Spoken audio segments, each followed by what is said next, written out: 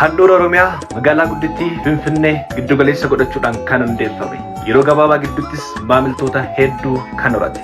Meeshaawwan elektirooniksii kanneen akka bilbiloota smartfoonii, laaptooppii, kompiitarsii fi kanneen kana fakkaatan dhiyeessuudhaan kan beekamu. Odaa elektirooniksii quba qabdu.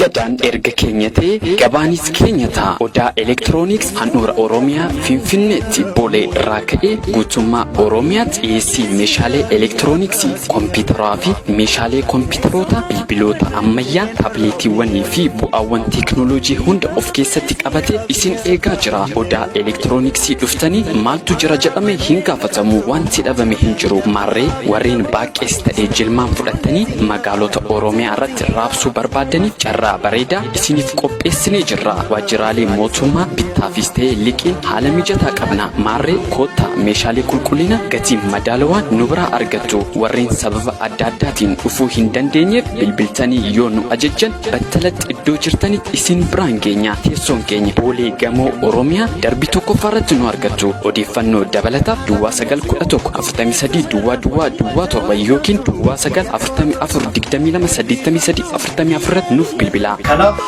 ani filannoon koo Odaa Elektirooniks. Isinoo